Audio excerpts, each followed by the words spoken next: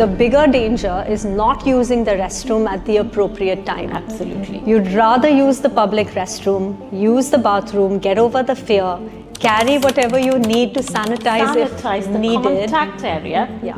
and make sure you empty what is there in yourself. Parents, for their convenience, if they are going out, they will tell the child to go and empty the bladder. Yeah. Bladder retraining schedule, where you increase the holding capacity by allowing to stretch To open without having the fear of being leaky.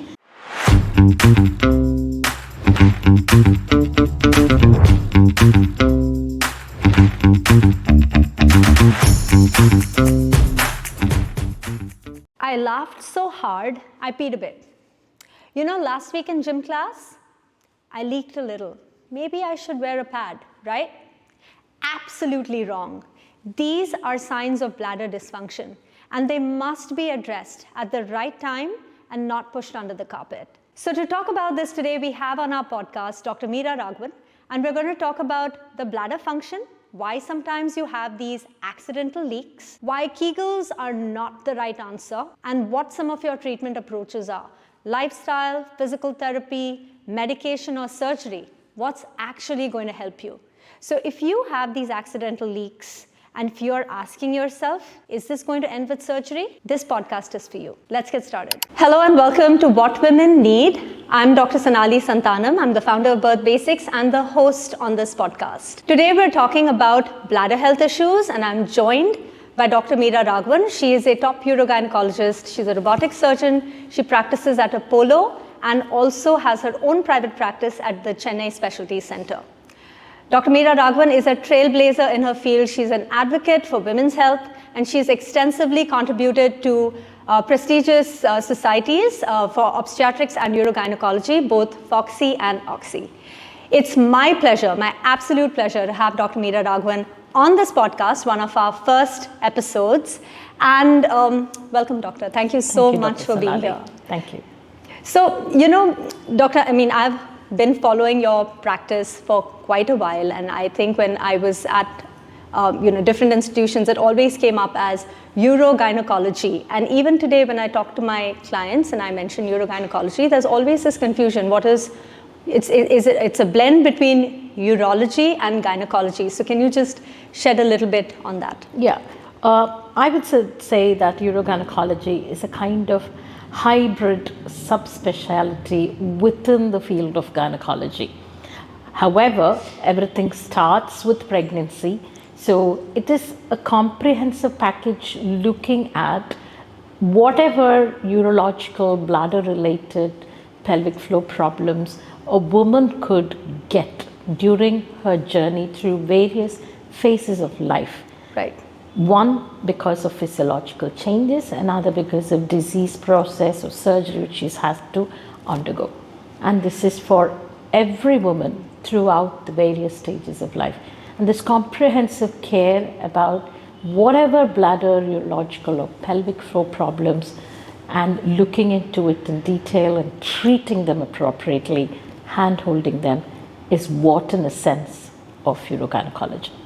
So that's fantastic. So you're telling me that to become a urogynecologist, you have to first finish gynecology as a specialty, Yes. and then you super specialize in urogynecology. Absolutely. And some of the, like you said, everything starts in pregnancy. So what happens before that? Do you also see cases where women might have issues with their bladder? Definitely. See, the reason why I said pregnancy, because majority of the natural physiological consequences of pregnancy and delivery can precipitate certain type of bladder and pelvic health problems. However, certain subset of adolescent girls and women do experience these kind of pelvic floor issues or bladder concerns even at a younger age. Right. And with the rising pandemic of being overweight and obesity, we see this a lot in younger patients, and we need to address this right from catch them young, literally, and sensitize them to these issues. That is so well said, because I think there's a lot of education that goes in at the younger age, which will follow them as they go through these different milestones in life. Yeah. So For the average listener over here who is not acquainted with some of these medical terms, can we break down a little bit on, like, we're here today to talk about bladder dysfunction specifically. Okay. So can you tell us what the bladder is, where it is housed, and what the function of the pelvic floor is in relation to the bladder? Okay, that's a lovely question. The bladder, I want to clarify to everyone who is listening or watching this podcast, is that the bladder is pretty much like a balloon, which is a storage organ for the excrement of urine and releases it when it is deemed appropriate in time and space. People, whenever we say the bladder, we need to be specific that it is the urinary bladder and Absolutely. It is not the gallbladder. Right. Whenever people get confused with these kind of stone issues and they think one is the other and so on and so forth. So when we say the bladder, it is the urinary bladder, which is housed inside the pelvis, which is surrounded by the pelvic bones where our hips are joined to the legs. So the bladder is basically a storage organ, and when the brain deems it is appropriate to release the excrement of urine in an appropriate space and time, the bladder then becomes a voiding organ or a releasing organ. Till the time it acts as a balloon, which is elastic in nature, which holds up and stores the volume of urine without increasing the pressure inside the balloon. Right. So the pressure should not be rising, because pressure rise is deemed as pain in the body. Okay.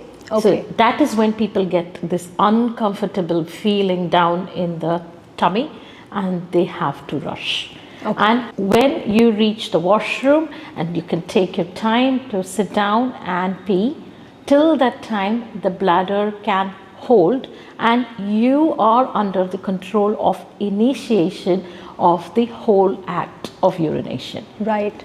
But some do not have this luxury. By the time to get to the washroom, they pee down their legs or wet their pants or the clothes, and that is when it gets embarrassing. They're not able to understand that it is not normal, and they don't want to discuss about these things. This bladder, in a sense, is the urinary bladder in the pelvis, which acts both as a storage organ and a conduit which sends out the urine at an appropriate space and time. Right. So very well said. So it's basically a hollow organ, like a balloon, like you said, keeps filling up.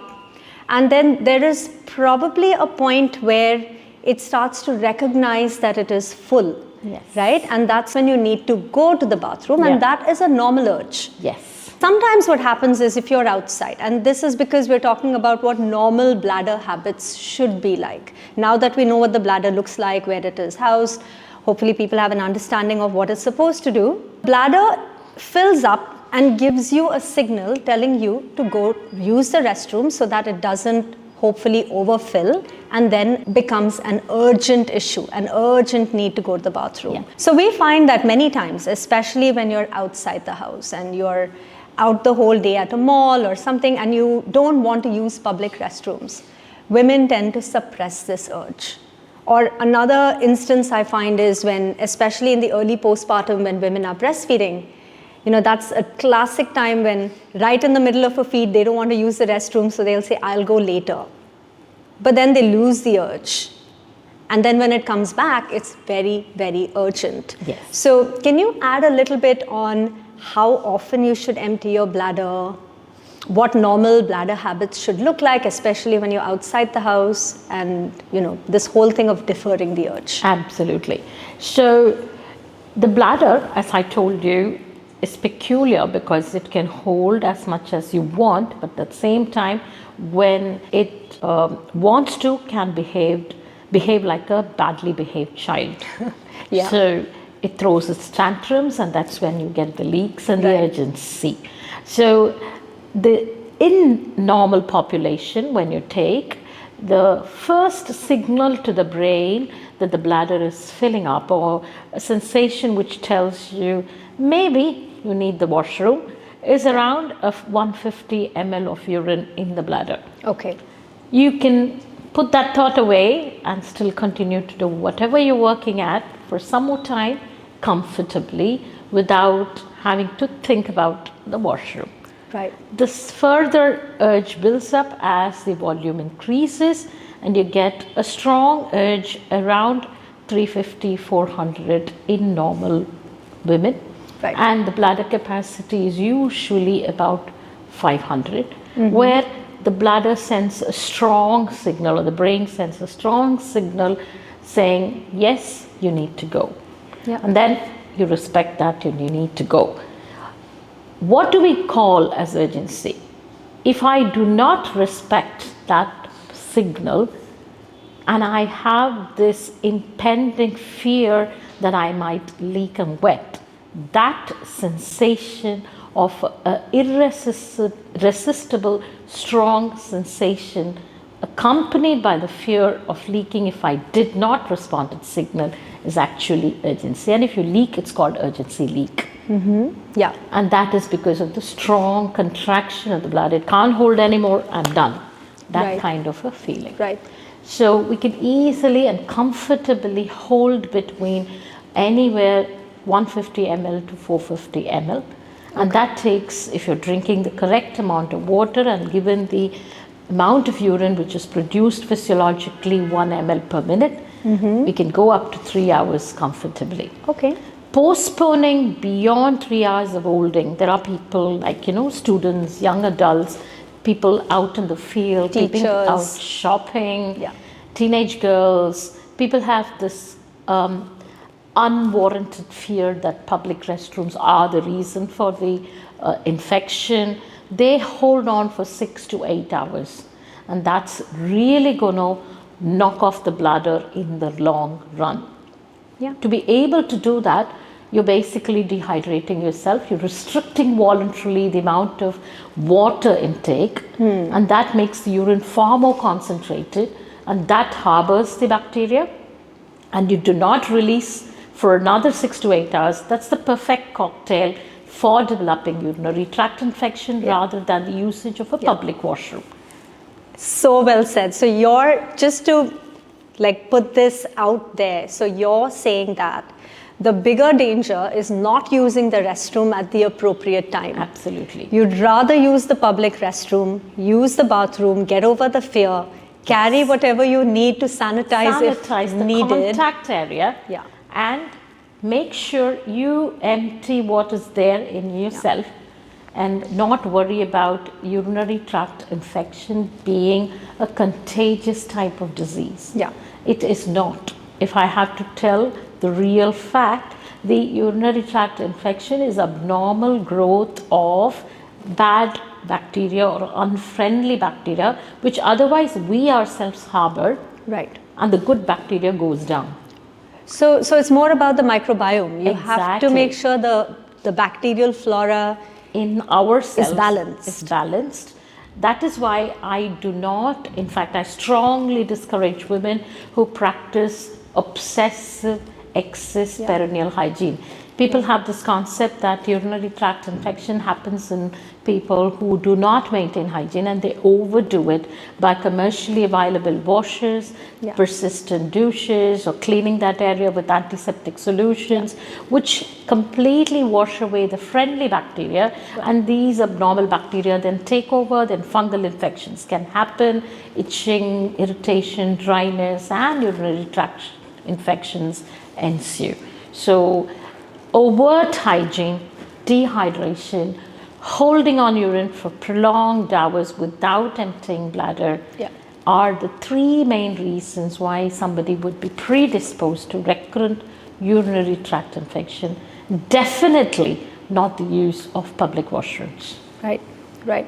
So that makes sense as to why some people have recurrent UTIs and it's just in their system, and then recurrent antibiotic use on top of that is probably further depleting the good bacteria in their body, and then it's just a cycle. It's a constant cycle. Yeah. So how can one break through this cycle? Yeah, having said that, on the contrary, women also have this habit as they age to respond to every single signal the bladder gives and keep going to the washroom. Remember, I said earlier, the bladder is a decent child but can behave badly, and it's like a balloon. So you fill the balloon, you increase the capacity. You don't fill the balloon and keep emptying it, you won't increase the capacity. Same happens to bladder. If they keep emptying the bladder at every 100 ml at the first signal the bladder gives, they're going to make the capacity of the bladder reduced. Right.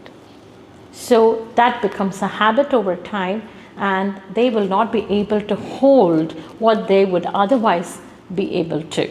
And this happens because of abnormal toilet training habits, which starts pretty much in childhood, which is why I said, parents, for their convenience, if they are going out, they will tell the child to go and empty the bladder, so they don't have to be disturbed at particular times. The child keeps on going every 2 hours or every hour, even before the bladder is being full.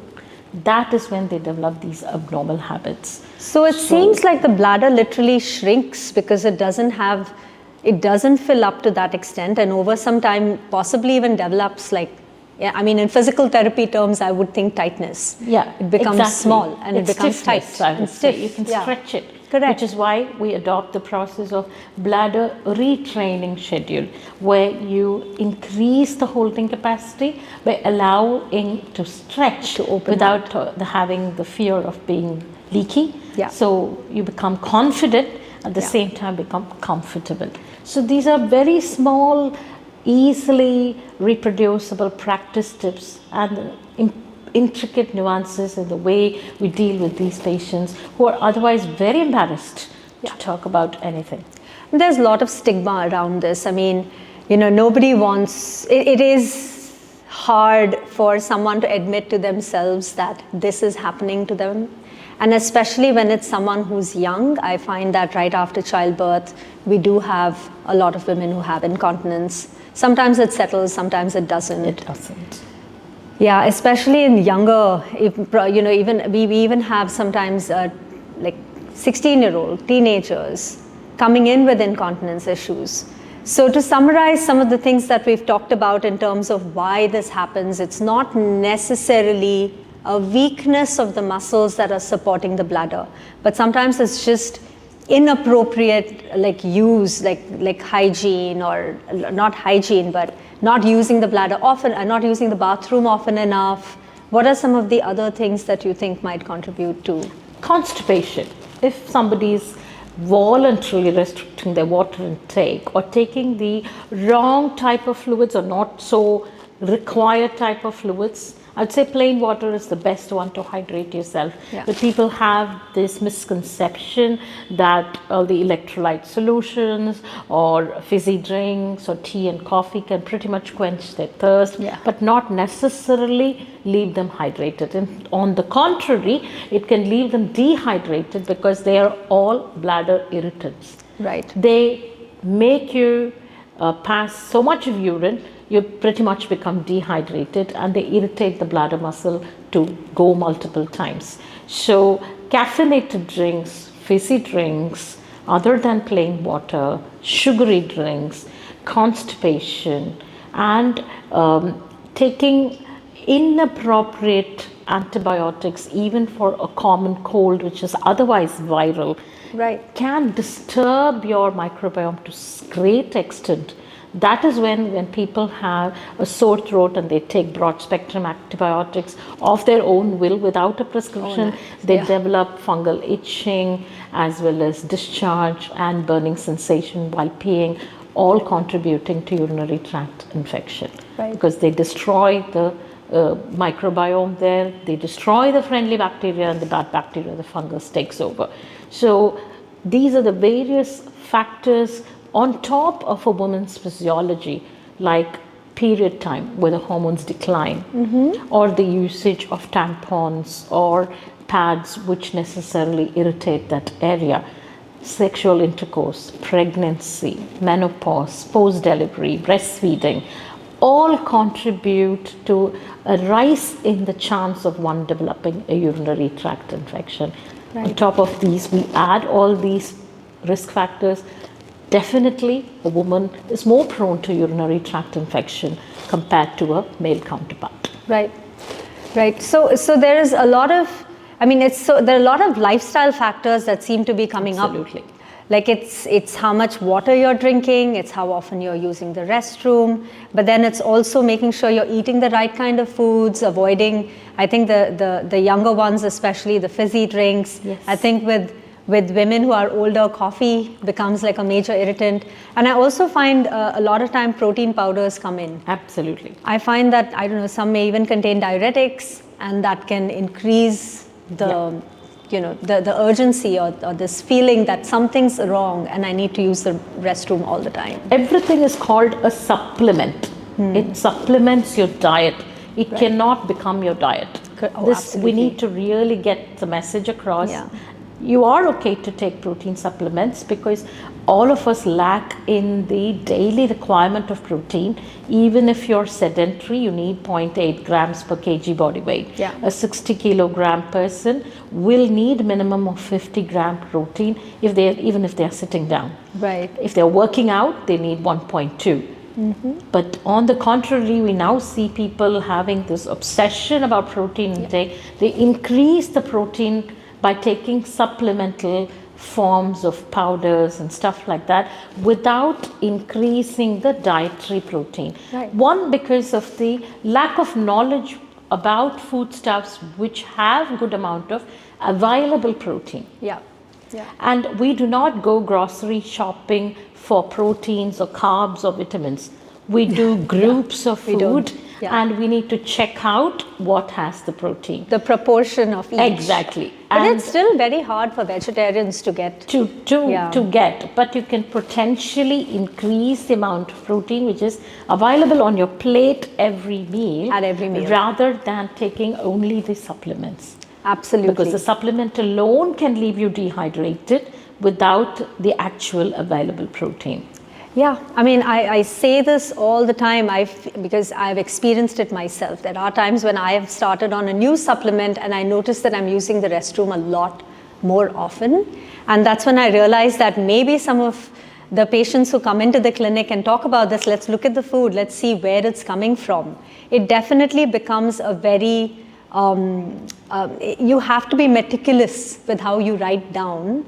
I think maintain a diary and make sure you have each and everything that you've eaten written out to really be able to understand what may be causing some of these triggers. Yeah, and it's a good thing that if somebody is on a high carb, high starch diet, I wouldn't call it diet, their form of intake is high carb proportion or high starch proportion, they tend to retain water a lot.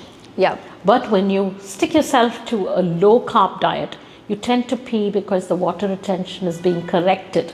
So if you experience yourself that you're going to the washroom multiple times, especially if you're following intermittent fasting or a low carb diet with more vegetables and you're losing weight, which is the added benefit, and the initial first 2 weeks, that is the water retention getting down, which is a welcome thing.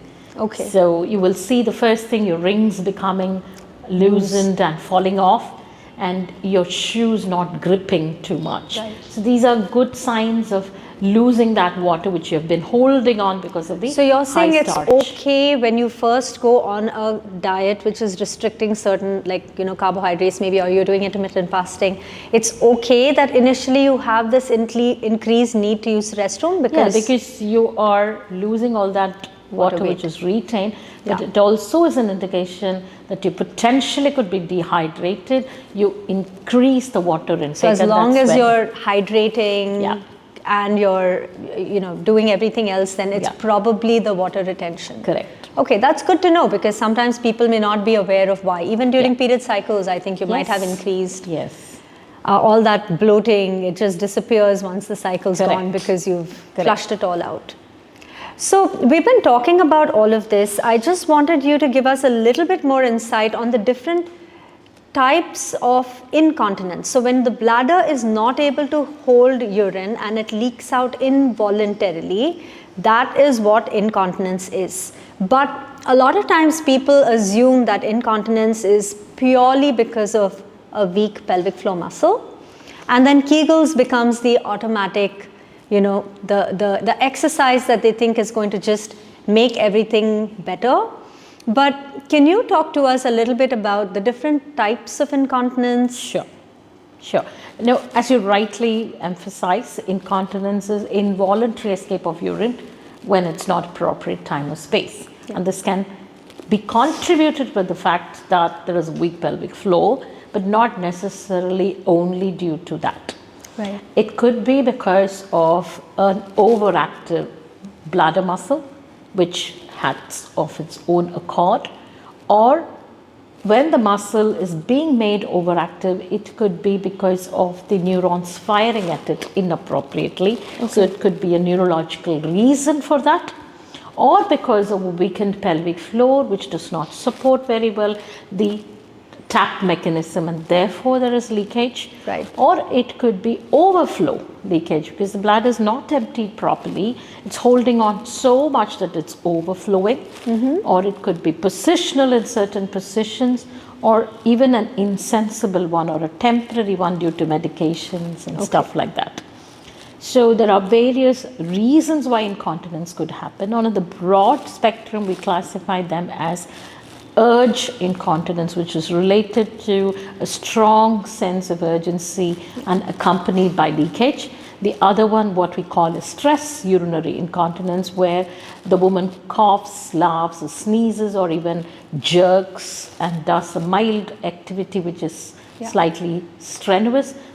The leak, that is stress urinary incontinence. And the last one is a mixed incontinence, where they have components of both urgency related incontinence and stress incontinence. Majority of the women do have mixed incontinence. Okay. And the overactive bladder, you can imagine, as I said, the bladder is a balloon and it's surrounded by muscle tissue. So your pressure on the bladder is okay when you're lying down or sitting down, but the moment you stand for long hours, it creates that kind of pressure. Yeah. More so if the woman is pregnant, more so if the woman is obese, more so there is a tumor, more so there is some pressure from above, or even constipation for a long time. So these are the risk factors which would cause overactive bladder because of that undue extra pressure on the bladder. So to go over that again, you have stress incontinence, which is probably a weak pelvic floor. And then you have urgency or urge incontinence, where it's this urgency to go along with leakage. And then mixed could be a combination of both. So this is probably, this is in physical therapy, we always talk about how Kegels, maybe not everybody is going to benefit from it. Sometimes it's overdone, overprescribed. And essentially, it's going to sometimes do more harm than good, right? So it's so important to understand where you fall in, how you get classified into these three. And then overactive bladder. Can you tell us a little bit more about overactive bladder, and whether is it just urgency or is it leakage? Like how do women present with it? Okay. Now, overactive bladder, as I suggested earlier, it's because of the muscles of the bladder trying to be hyperactive. And this could be due to something which has no reason whatsoever, or could be due to causes which irritate the bladder, like a recurrent urinary tract infection, or a stone in the bladder, or a tumor in the bladder, or a clot in the bladder, or a stitch which has been put for some other reason in nearby organ irritating it. Things like these. Smoking is one of the notorious things which can lead to overactive bladder, and more dangerously can be the cause for carcinoma in situ, or even cancer in the bladder, even happening in passive smokers. So smoking just not causes head and neck cancers, is notorious agent to cause bladder cancer. Bladder cancers. And apart from that, anything which puts pressure on the bladder, like constipation, being overweight, those also contribute to overactive bladder. Okay. Caffeinated drinks, fizzy drinks, which make the bladder irritable, can also do that.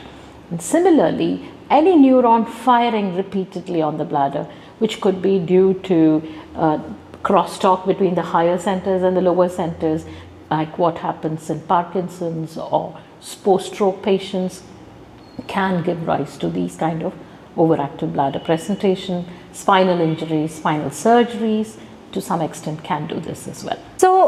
So perfect. For me, I'm relating to this because it's overactivity, this feeling of needing to go constantly, but there's nothing really there. The bladder's not essentially full. It's a false urge. Yes. And the only time I could relate to this is maybe when I was pregnant and the baby was dancing on the bladder. Exactly. It almost sounds like the same thing. Right. So overactive bladder, I find is, would you say is more common in younger women or at all age groups? It can happen in any age group. Yeah. And just the incidence tries to increase as the age advances. Right. So we've talked about incontinence, which is one of the primary issues that we come across with bladder function. The other that we see, I mean, when we think of prolapse, essentially, when we're talking about everything down there, incontinence is one. The second is prolapse, most common. I find that when we talk about prolapse, it's always, thought about as the uterus. But I mean, the bladder is also an organ that can prolapse through the vaginal space. So can you talk us through like some of the cases where this happened, what some of the symptoms are? Yeah. And if you can imagine the vagina to be a sleeve or a tube or a cylinder, and it stretches because we know it stretches during labor and delivery and comes back to its original size. Yeah. It's contractile as well as retractile. It can stretch at the same time come back to its original space. However, as age increases or because of birth trauma or because of even obesity and the lack of hormonal protection around the tissues of the vagina, it loses its contractility and stretchability and becomes overstretched. Like if I were to kind of overstretch a rubber band, it loses its rigidity modulus and stays lax. It's no more retractile. Or if it's torn, it just splits apart. Similarly, the tissues around the vagina, the protective fascia, the connective tissue, either because it's congenitally weak or it has become so because of the birth trauma or overstretching and lack of hormones, it can stretch or split and become weak. Okay. And it's no more good to support the pelvic organs. So it's not the pelvic organs which are defective, it's the support to the pelvic organs which have become defective. Okay. Just like the boat in the dock. So for the boat to stay stationed in the dock, it needs its moorings, it needs the water table to be there. Okay. If I take out the water, the boat will sink. Yeah. The moorings are cut or lost, the boat will sink. But what do? We unnecessarily take the boat out, like doing a hysterectomy. Right. The boat is not at fault. Yeah. The boat is the innocent bystander, which is being victimized because of the lack of the water table or because of the mooring support which is gone. Yeah. The mooring is similar to the ligament which support the pelvic organ. The water table is the pelvic floor. Right. So when all this become defective, the organs drop. So it's almost like gravity is pulling them down. That is when we say, do not lift weights. Right. Do not bend and strain so there's undue pressure. Yeah. Do not stand for a long time, which is what women say. Yeah. They're okay in the day. As night comes and they've been doing all their work, everything drops out. But then when they go back to bed, it goes up. Right. So, and after a certain stage, it doesn't happen that way. It still stays out, and that is when it becomes troublesome for them. So there's probably a lot of combination of like collagen depletion, gravity, childbirth, some of these things which are contributing factors. Yes.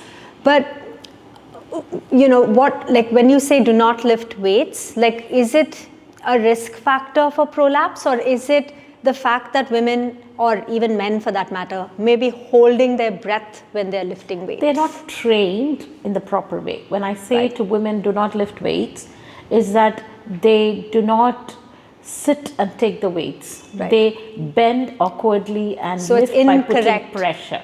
Right. It's incorrect posture, incorrect form. Yeah, and if we may incorrect say. technique. Yeah. Incorrect technique, which unduly puts pressure on the pelvic floor. Yeah. Or your knees or things like that, Yeah. rather than the correct technique to lift the weight. Yeah. You need to train with weights, but you also need to be mindful of your pelvic health and your Right. pelvic floor, and you do specific exercises for your pelvic floor.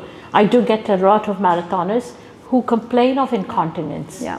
while training, especially when they're doing strength training, Right. which means they have not attended to the pelvic floor. Pelvic floor. Yeah, It is absolutely. mandatory you discuss that with your trainer, and mandatory you specifically have sessions which will help concentrate on the core strength. Yeah. Because I do not delineate core from pelvic floor. It's a continuum sheet which is available. Yeah. And people who do their yoga and pranayama will know when you do the Mula Bandha and the Udra Bandha, everything comes like a sheet on top and then goes down. Yeah, As if you are absolutely. acting your pelvic floor like an elevator. You lift it up and then bring it down. It's not just squeezing of the pelvic floor. Yeah. That's going to do no good to you. Yeah. It is the lift up and bring it down exercise which is going to strengthen the pelvic floor. Yeah, and exercise is so specific. I mean, if you're stretching, you're going to lengthen your muscle. If you're lifting weights, you're going to get stronger. Yeah. If you're doing endurance training, you know, you're going to increase your cardiovascular capacity. Yes. But the pelvic floor is like a postural muscle, and it needs a very specific type of exercise, like you specified. Yeah. You know, exercise prescription when it comes to pelvic floor is actually quite, it's quite nuanced. So- Imagine a man or a woman is able to sit through the whole life working about without having to think about involuntary leaking. Yeah. Imagine the amount of strength that pelvic floor should be throughout your journey of life. Yeah. Yeah. So more than your thumb or your tongue or your face muscles, the pelvic floor needs more attention. Yeah, absolutely. And it's one of those underloved. Nobody talks about it because nobody Yeah. knows how to talk about it. Yeah, and it's like something that we've been always trained not to talk about. If you have this problem, you know, keep it to yourself, even to your closest, like your loved ones. You don't want to bring it up with your partner sometimes because you fear that, you know, it's... Or the other way, the myth is that the women think they reconcile to the fact that this is how it's going to be when you're aging or you're menopausal. Always shocked at the number of people who say that, but you know, I thought this was normal at my age. This is what I tell them. It's not like something to be, you know, accepting as like baldness in men or graying of hair. Yeah. It doesn't happen that way. Yeah. You can reverse this. Yeah. You can prevent this.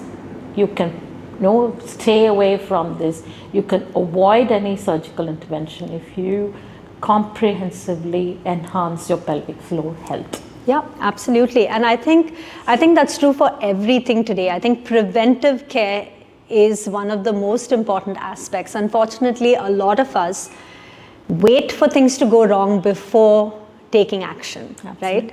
So with the pelvic floor, that being said, now that we're moving into some of the treatment options, what are some of the, I think we've already talked about form when lifting weights. What are some of the other preventive measures that you would advise, let's say a 20-year-old?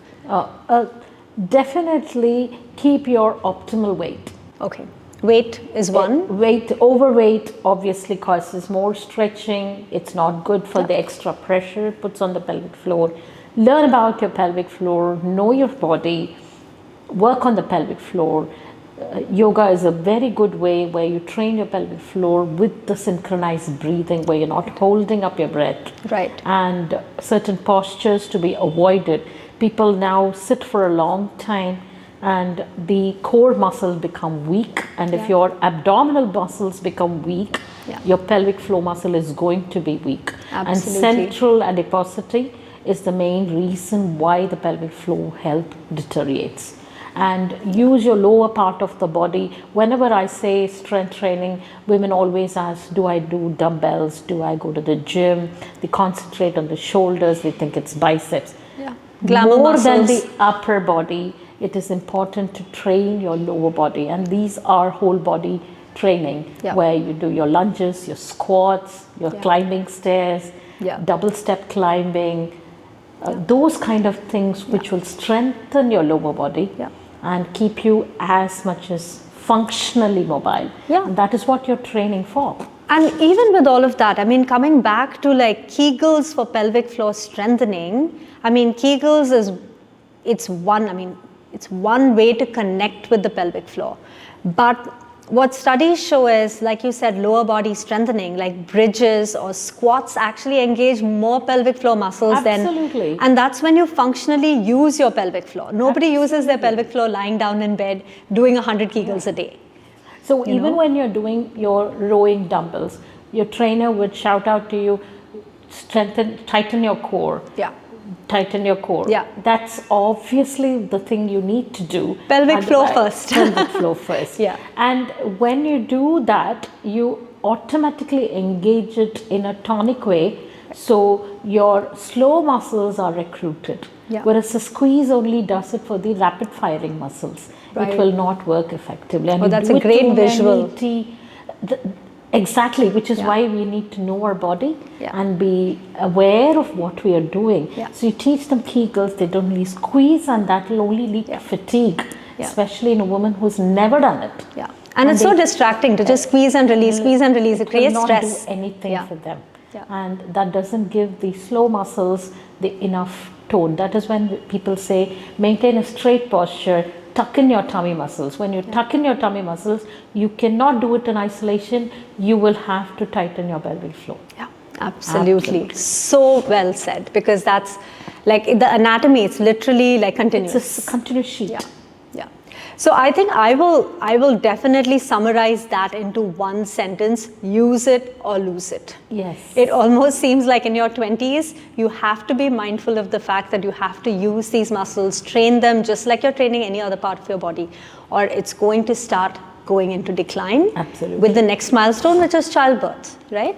So in childbirth, what are some of the main preventive measures that you can take to ensure that you don't have, like everybody right after giving birth, I know, may have a period of disconnect, but what are some of the things that we could do to ensure that it doesn't turn into like true incontinence? Yeah. Be aware again, try to avoid dehydration during pregnancy, because pregnancy and urinary tract infection kind of go together. Yeah. Your hormones, your pressure on the bladder, the weight of the uterus and the baby can all predispose one to urinary tract infection. And added on top of that, dehydrating episodes can precipitate a nasty one, leading to complications in pregnancy. So avoiding dehydration, avoiding constipation, avoiding excess weight gain in pregnancy. This is something we really need to address as a nation, as a community, because people get blasphemized when you tell them you don't need to gain that much weight in pregnancy. Yeah, yeah. Especially if your booking weight is more than 90, we're happy. And that is the time when gain is actually pain. It leads to a lot more complications, right? Especially on the pelvic floor, especially on the bladder. So moderate weight gain. Keep it as per what your booking weight is, and definitely not eat for two, but have a balanced diet so your iron and calcium requirements and the protein requirements are well met. Prepare yourself for a safe mode of delivery. People have now become so tuned to the fact that they always consider a vaginal mode of delivery the most successful delivery.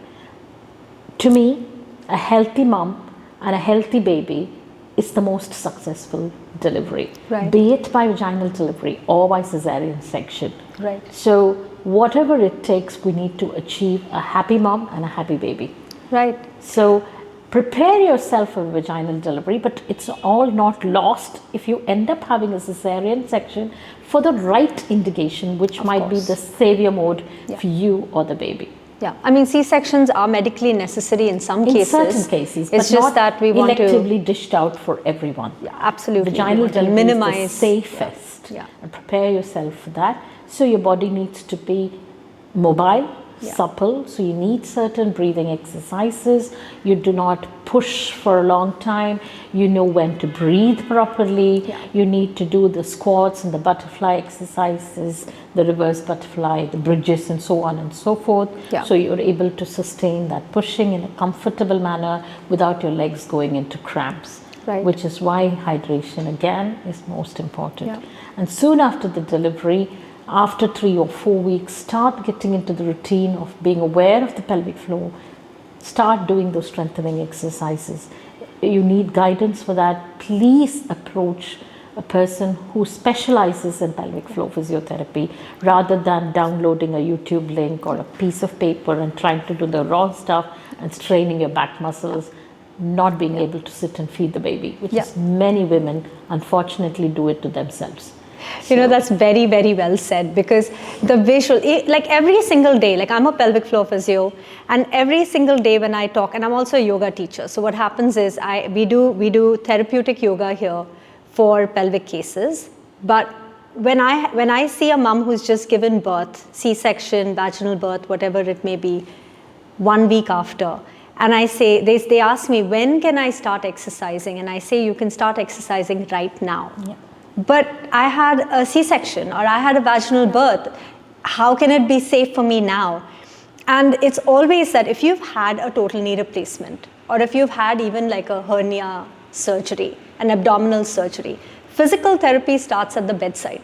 Yes. It's one of the things you have to integrate in your recovery process. So why is it that after childbirth, vaginal birth or C-sections, we are waiting for 6 to 12 weeks to initiate any form of exercise? That's only going to lead to deconditioning. Absolutely. So like you said, like early postpartum rehab, connecting with the pelvic floor, simply using your breath. Like I tell people say, but I can't do core work right after giving birth. Simply breathing is core work. They have to not get disillusioned by these terminologies, but understand the effect which it gives to your body. Absolutely. And not be obsessed with the props and the equipment, but just what's available as you, as a prop. Yeah, absolutely. So tell me, doctor, what are some of the, talking about treatment now, what are some of the situations where a woman would see a pelvic floor physio like me or a urogynecologist like you? Like what is the approach to treatment? Let's talk about incontinence specifically, and that would help. It's a multitude of symptoms. Women with recurrent urinary tract infection, women who have lack of bladder control, who have urgency, frequency, nighttime frequency, bedwetting, women who have stress incontinence, when they see the pee on coughing or laughing or sneezing and they're taken unaware, it's really, really bad. And women who have prolapse symptoms or backache and with some laxity in the vagina, vaginal irritation and recurrent discharge problems, even sexual dysfunction, and even fecal incontinence. These are the subset of women who are going to approach urogynecologist or a pelvic floor physiotherapist because they do now understand it is all interconnected. And they do approach because they feel shy or they feel inhibited because they cannot talk out whatever is in their mind to a male person who, in spite of the fact they are professionals, they will not be able to disclose, which is why validated questionnaires are very, very helpful because they bring out everything what you need and it's objective in nature, both for their symptom score as well as the degree of bother that this particular symptom can cause on their day-to-day routine activity. Some might say, I do leak, but is it that bothersome? How do we make that call? These questionnaires give us that clue. They tell if they have to wear diapers. Without diapers, they will be scared to get out of their house. Or they're so leaking so much, they try to seclude themselves to social seclusion. I mean, it really does affect quality of life. Or they have cut down the amount of activity they do because of the fear of being embarrassed in front of a crowd. Absolutely. It happens. So when do you use medication what is the decision-making paradigm around physiotherapy, that is you're doing lifestyle factors, diet modification, exercise to heal, versus medication versus surgery? Okay, this is a very important question. Apart from being a urogynecologist and robotic surgeon, I'm a certified lifestyle medicine physician from British Society because I felt the need for it. 85 to 90% of my urogyne patients have lifestyle issues. Yeah, absolutely. Unless I'm empowered to give them the right direction, signposting or advice regarding the lifestyle modification, I will not be able to create one single impact with whatever treatment I give them, because they're going to be under affected.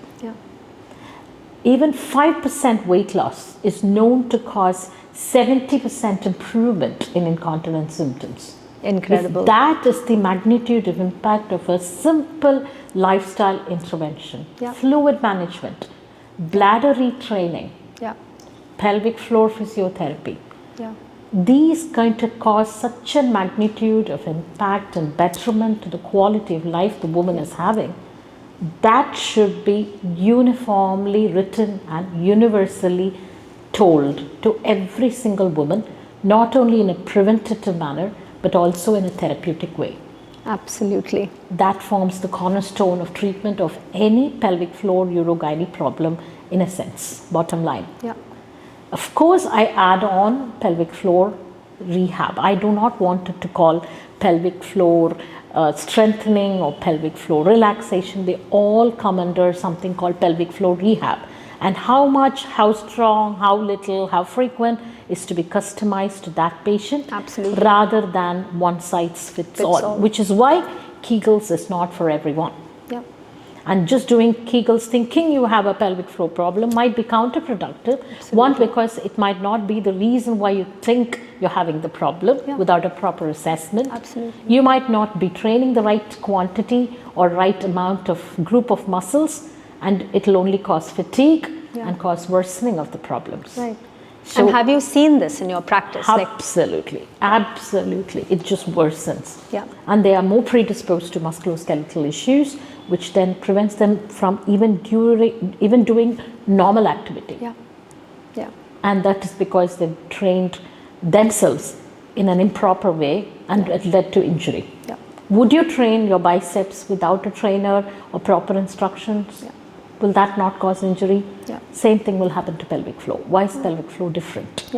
Absolutely. You need guidance, instruction, and most importantly also, are they using the muscle correctly? Many times I find people think they're doing the pelvic floor exercises, but they're actually pushing out instead of You can see your pulling biceps, up. you can see your triceps. In spite of the fact that we ask a trainer or we are trained by somebody or supervised while we're doing it, you cannot see your pelvic floor, you only feel it. Then how come we can do it without supervision? Without is my supervision, question. And it's an internal muscle. It needs to be, even for a pelvic floor physio who's trained in internal exams, it's very useful for us to internally evaluate the pelvic floor for strength, just like you would evaluate any other muscle. But yeah, that's very, very well put. And Thank then you. smoking cessation is paramount. Weight optimization, as I said, and adjunct to that, if they're not getting better, not that majority of the patients who come to me are tertiary referrals, they would have seen multiple doctors. So I'm not going to just stop with this. I would add medications, of course, and the medications will be on the basis, I will go through the previous medications to minimize the side effect profile and not make sure they are compliant to take the medications, and insist upon the fact this is not paracetamol where the fever goes in one dose. These are medications which work with nerves and muscles, will take 2 weeks to act, but their effect is there for 3 months, and we need a prolonged treatment, but however it will improve. And you do not stop it of your own accord or abruptly, because that can have a rebound. We need to taper it down. I always supplement with local estrogen therapy in women who are menopausal, because that hormonal integrity and defense mechanism is lost because of the lack of estrogen, and this goes as an addendum to improving the incontinence leaps and bounds. And this estrogen, is it administered vaginally? Vaginally. Okay. Because oral estrogen therapy is not going to touch anything with regards to the urogyne problems or pelvic floor health. Only local estrogen therapy will do that effect. Okay. And what about the proportion of women who will actually need surgery? It's very minimal. A cohort of less than 20% are going to need any invasive therapy. And you do not need some high funda, expensive investigations in a urogyne patient. All that they would need is a basic urine sample testing to rule out infection, an ultrasound to make sure they're not retaining urine, and a flow which will assess the speed of urine and how they are completing the act of urination. And I do a sincere bladder diary for 3 days to look at their fluid intake habits, their outputs, which gives me everything I would need, like how much is their functional capacity of the bladder, how frequently they go, how much do they go, do they respond to the first signal itself or holding on for too long, is the nighttime frequency high, if so, what are the dietary habits precipitating that. So I don't need any fancy expensive investigations. We are able to treat just with this. A very few number of patients will go on to need invasive testing like urodynamics, where we are contemplating some interventions like putting botulinum toxin inside the bladder. So when I say Botox, people always think about beauty. It's not for just the wrinkles, it's also for the tinkles. So to give the bladder better control, we do that, or put a tape like a shoelace underneath the bladder neck to keep it tight so you don't leak when you cough, sneeze or laugh. So these are some of the surgical procedures which you do for incontinence. These are not going to keep you in hospital. They are day case procedures. You walk home the same day. And also I would imagine that it would be useful to do some pelvic floor physiotherapy before these surgeries. 100%. And then after, so that you're rehabbing appropriately and not coming back with the same concerns. Yeah, this is exactly what I want to emphasize. Just like somebody having a knee replacement. You would go to physiotherapy before to make sure there's no stiffness, you get ready for surgery. Soon after a knee replacement, you would again go to physiotherapy for rehab and strengthening your quads. And you continue whatever you're doing, like walking, treadmill, squats, cycling to keep the quads healthy. So we take up from when I said surgical interventions, it's not needed for everyone. Like in the worst case scenario of a person with urgency and urge leak is not responding very well to medical therapy, we then inject botulinum toxin inside the bladder through a camera, the endoscope, cystoscope as we call it. And this, I want to emphasize that when people think of Botox, they think it's only for the wrinkles. It's also for the tinkles because it helps the bladder hold better and avoids the urgency and the urge leaks. And in cases of stress urinary incontinence, where the tape is put underneath like a shoelace, tightening the pelvic floor, and that helps in holding up even when you cough, sneeze or laugh. These are reserved for patients who do not respond.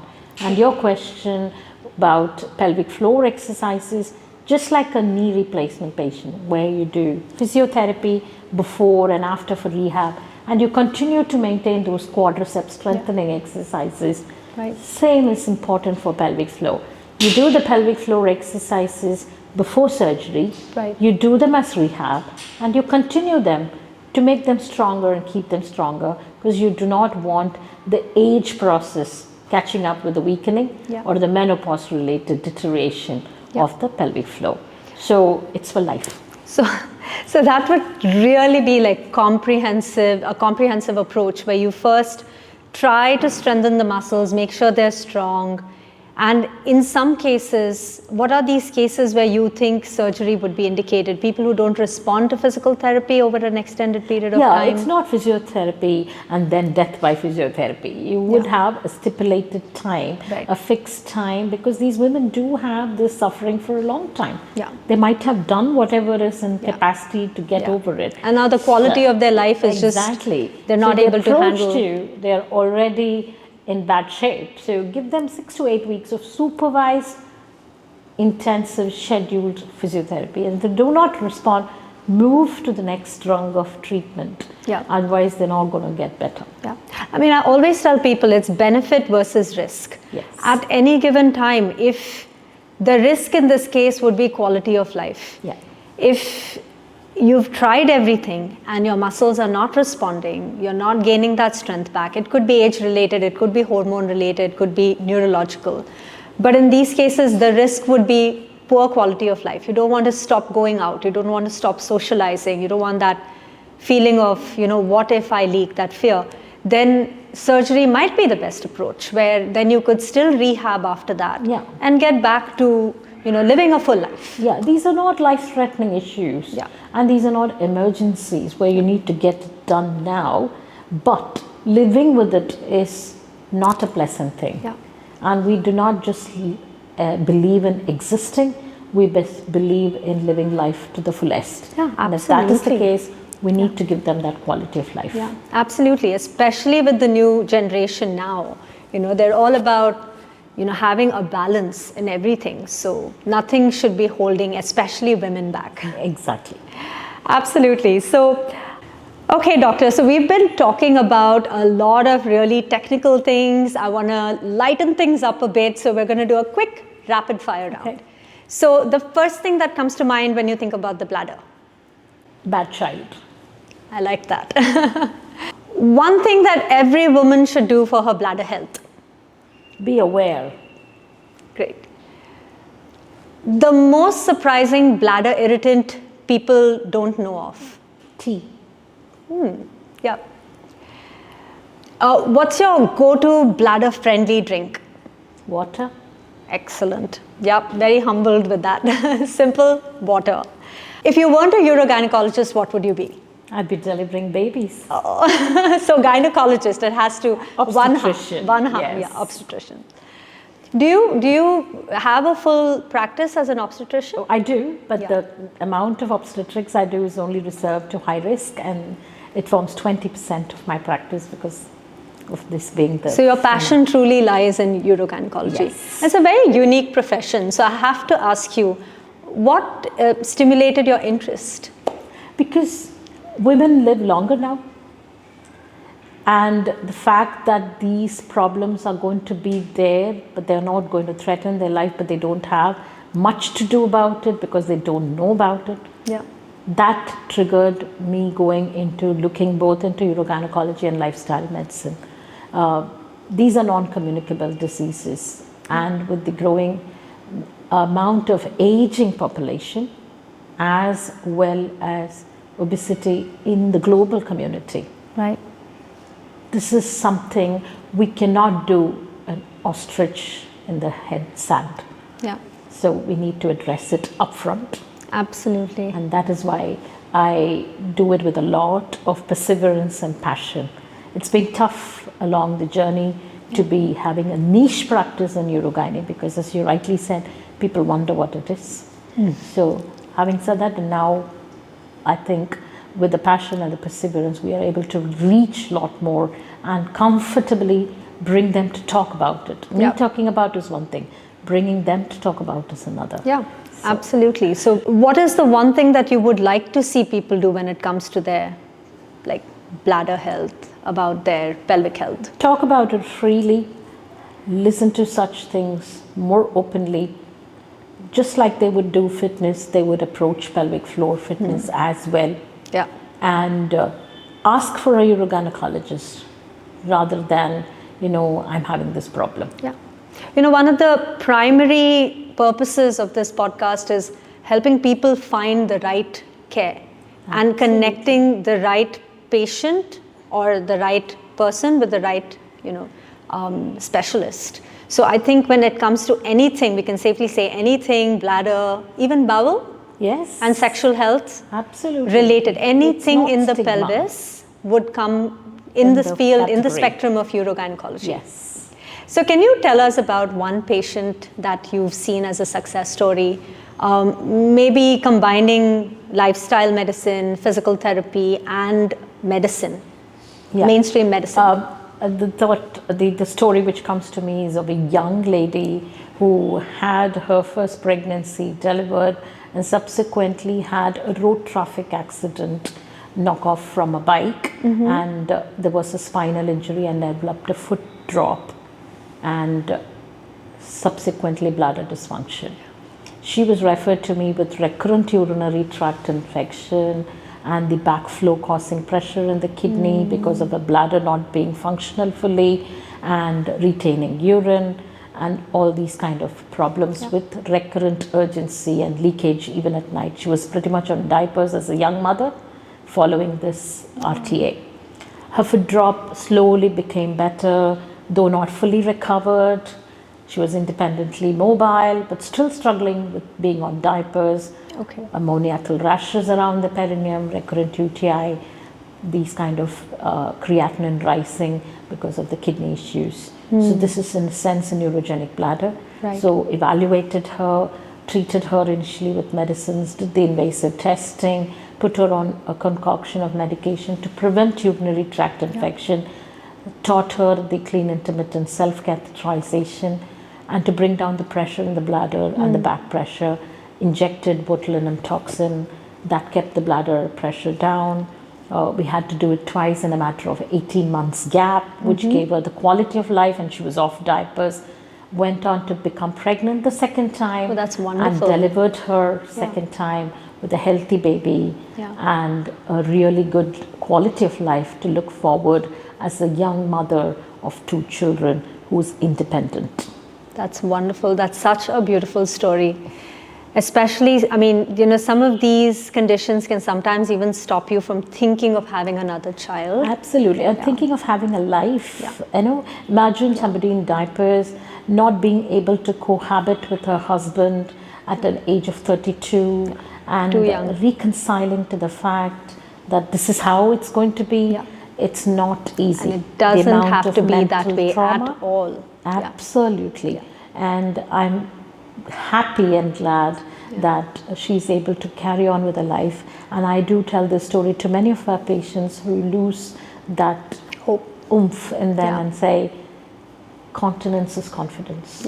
Oh, absolutely. Absolutely. So what's the one thing that you would leave, you know, all the listeners with? One thing that you would want them to know right now as something that will really add to their quality of life when it comes to their bladder or bowel habits?